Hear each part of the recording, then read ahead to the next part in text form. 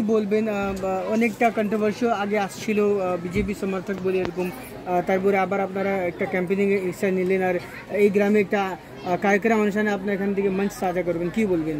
বিজেপির সমর্থক বলে কথা ছিল, এটা সঠিক নয়। আমরা বরাবরে আমার যায় ভালো করে আমার রাজবংশী আমরা দিই গেটারকুচুরি পিপল অ্যাসোসিয়েশন।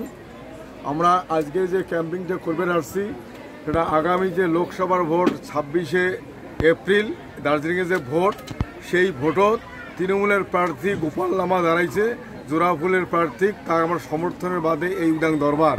সমর্থনটা করার মূল কারণ আমার যে রাজবংশী মানুষের জন্য মাননীয় মুখ্যমন্ত্রী, আজকের পশ্চিমবঙ্গের মুখ্যমন্ত্রী মমতা ব্যানার্জি যে কাজটা করছে, রাজবংশী ভাষাটা রাজ্য স্তরে মান্যতা দিছে, রাজবংশী ভাষার একাডেমি করছে, রাজবংশী উন্নয়ন বোর্ড করে দিছে, রাজবংশী মানুষের প্রিয় গান ভাওয়াইয়া গানের শিল্পীর ঘরক শিল্পী ভাতা দেয় এবং রাজবংশী ভাষাতে রিসেন্টলি 200টা organise Rajbanshi primary school organise primary স্কুলও সরকারি অনুমোদন দিছে, মান্যতা দিছে সরকারি অর্গানাইজ স্টাফ সহকারে।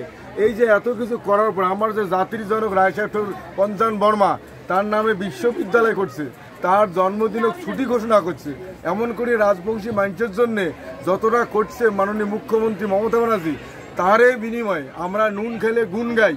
সেই ভিত্তিতে মমতা ব্যানার্জির প্রার্থী যে জোড়াফুলের প্রার্থী গোপাল লামার বিপুল ভোটে জয়যুক্ত করার জন্যে এইটার উদাং দরবারের মধ্য দিয়ে এইটার রাজবংশী মানুষক আমরা আহ্বান জানাবো বলিয়া আজকের সভা।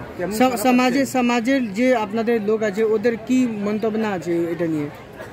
সমাজের লোক তো পরিষ্কার বুঝে গেছে যে আমার যে রাজবংশী কমিউনিটি মানুষ আছি, বামপন পিরিয়ডে রাজবংশী ভাষাতে কথা কইলে সে বামপন সরকার বিভিন্ন কেস কাপড়ি বিভিন্ন টর্চার অত্যাচার করছে, সেই ভাষাটা মান্যতা দিয়া আজকে মাননীয় মুখ্যমন্ত্রী একটা একাডেমি করে দিল এবং সেই ভাষাতে পঠন পঠনের ব্যবস্থা করল। এটা তো আমার রাজবংশী সমাজের মানুষ বুঝে গেছে যে রাজবংশী মানুষের ভাল এক